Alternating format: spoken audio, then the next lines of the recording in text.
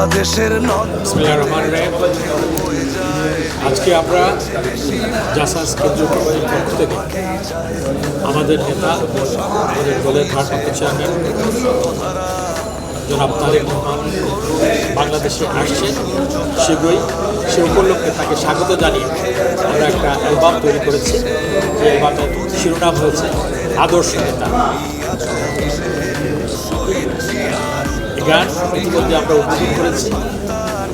যারা এখানে এসেছেন প্রায় অলবর্তী অডিয়েন্স ছিলেন, সবাই খুব উৎসাহের সাথে বলছেন যে গানটা খুব ভালো হয়েছে এবং পিকচারাইজ সুন্দর হয়েছে এবং এটা অত্যন্ত জনপ্রিয় হবে, দেশের মানুষ খুব ভালোভাবে নেবে ইনশাআল্লাহ। সেই উদ্দেশ্য নিয়ে আমরা এটা আমাদের প্রথম প্রয়াস।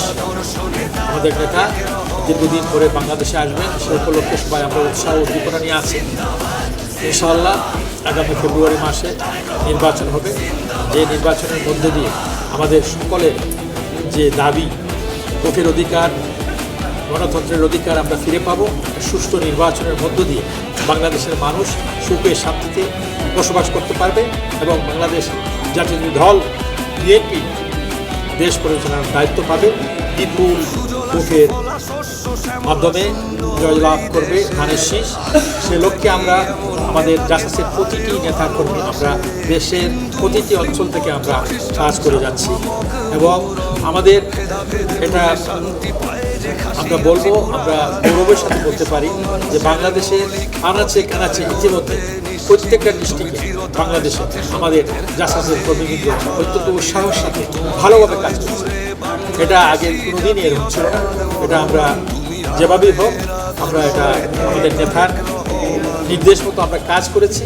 আমাদের নেতা দলের মাননীয় ভারপ্রাপ্ত চেয়ারম্যান তারেক রহমান সাহেব আমাদেরকে 2023 সালে আমাদের একটা সম্মেলন হয়েছিল, সেই সম্মেলনে আমাদেরকে বলেছিলেন যে লক্ষ্যে আমরা কাজ করব সেভাবে আমরা তার কথা মতো আমরা কাজ করে যাচ্ছি এবং আমরা আমাদের যে লক্ষ্যে আমরা পৌঁছার কথা ছিল ইতিমধ্যে আমরা সীমানায় পৌঁছে গেছি। আমাদের 82টা ইউনিট প্রায় চূড়ান্তর দিকে আমরা পৌঁছে গেছি। আমরা সম্মেলনের মধ্যে দিয়ে আমরা করে ফেলেছি অনেকগুলি এবং সামান্য দু একটা বাকি আছে সেগুলো ইতিমধ্যে আমরা নির্বাচনের আগে আমরা করে ফেলতে পারবো।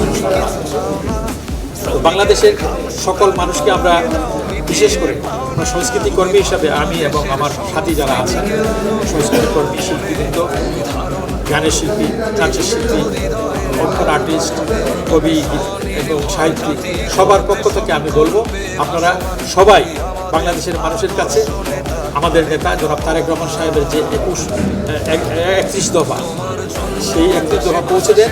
ইনশাআল্লাহ আমাদের পিছনে তাকাতে হবে না। বাংলাদেশের মানুষ ধানের শীষের পক্ষে জোরালোভাবে কাজ করবে এবং সবাই ঐক্যবদ্ধভাবে আমরা একটা সুন্দর দেশ আমরা পাবো। সেই লক্ষ্যেই আমরা কাজ করছি। সবাইকে ধন্যবাদ।